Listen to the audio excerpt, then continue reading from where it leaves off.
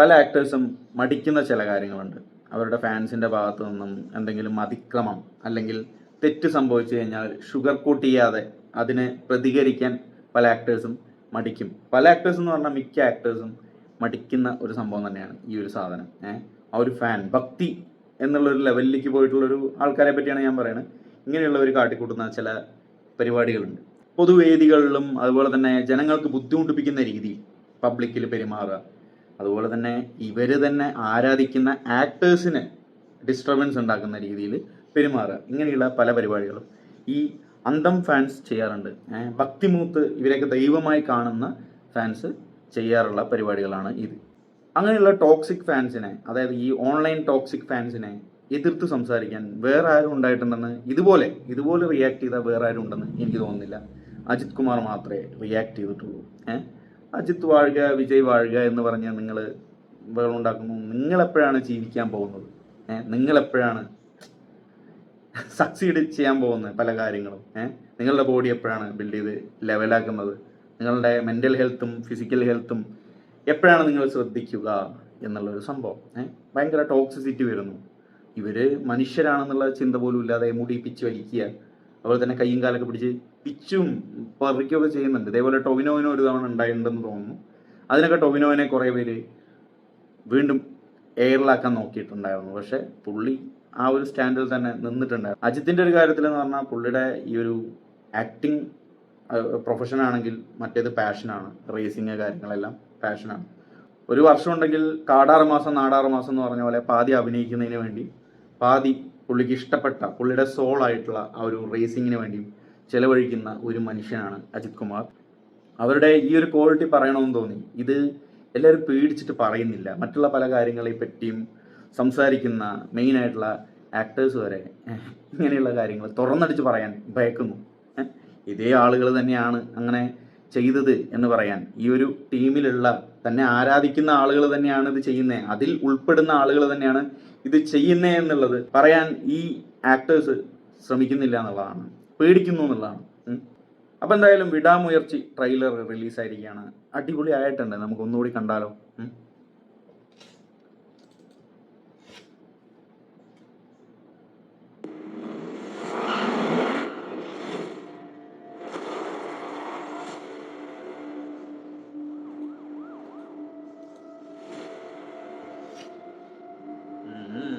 കണ്ടോ അവിടെ ആ വണ്ടി ഓടിക്കുന്നതൊക്കെ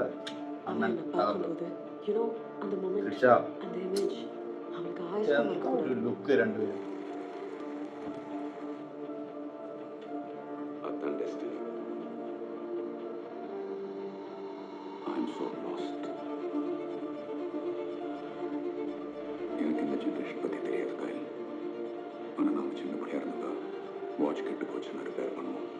മങ്കാതരൊക്കെ ഒരു കളർ ടോണാണ്.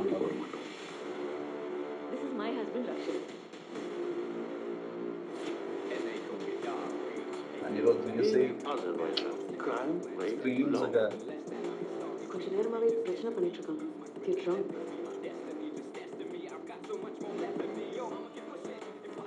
அந்த மாதிரி பொம்பளைங்க வாழவே கூடாது.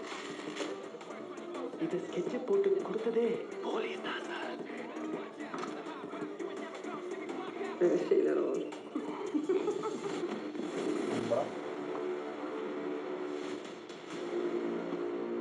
I will shoot! I am not here to fight. Officer down! Officer down! What is your problem? கொஞ்ச நாளாக உலகமே என்ன சுற்றி நுழைஞ்சிட்டு இருக்கு. உங்க கோவம் எனக்கு புரியுது. Safety camera.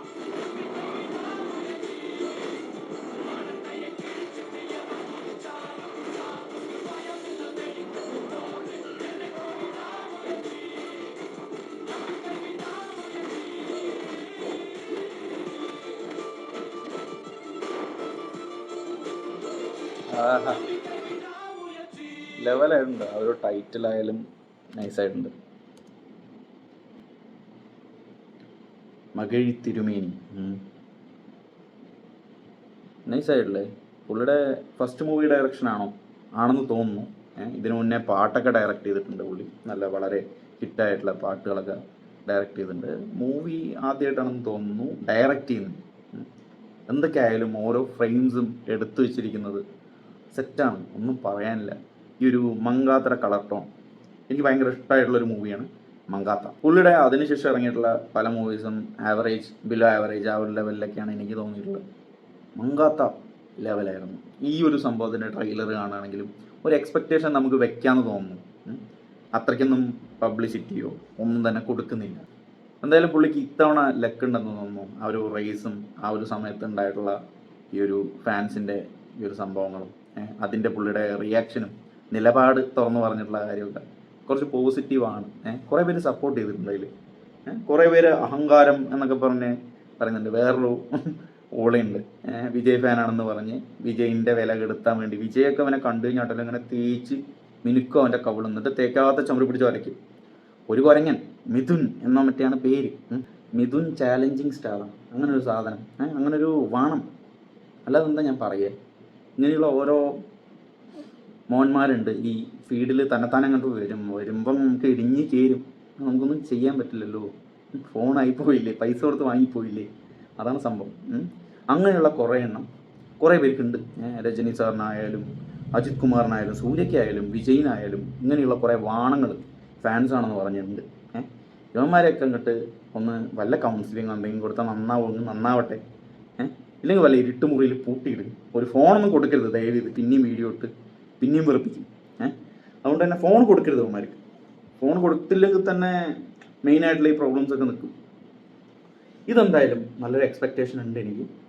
എന്താണ് നിങ്ങളുടെ അഭിപ്രായം ഈ ഒരു ട്രെയിലർ കണ്ടിട്ട്? അതിൻ്റെ ഒരു കളർ ഗ്രേഡിങ് ആയാലും മ്യൂസിക് ആയാലും അനിരുദ്ധ് പിന്നെ ഇപ്പോൾ സ്ഥിരം എല്ലാവരുടെയും കൂടി ടെൻഡർ എടുത്തിരിക്കുന്നു. പുള്ളി നല്ല അടിപൊളിയായിട്ട് തന്നെ ചെയ്യുന്നുണ്ട്. എല്ലാ മ്യൂസിക്കും ട്രെൻഡിങ് ആണ് പുള്ളിയുടെ ഇറങ്ങിക്കഴിഞ്ഞാൽ ഇൻസ്റ്റാഗ്രാമിലായാലും സോഷ്യൽ മീഡിയയിലെല്ലാം ട്രെൻഡിങ് ആവും. അങ്ങനെയാണ് പുള്ളിയുടെ മ്യൂസിക്സ്.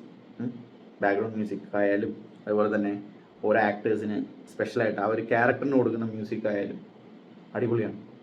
അപ്പോൾ എന്താണ് നിങ്ങളുടെ അഭിപ്രായം ഈ ഒരു ട്രെയിലർ കണ്ട്? നിങ്ങളുടെ എക്സ്പെക്റ്റേഷൻ എന്താണെന്ന് കമൻറ്റ് സെക്ഷനിൽ അറിയിക്കുക. അടുത്ത വീഡിയോയിലൂടെ വീണ്ടും കാണാം. നന്ദി, നമസ്കാരം.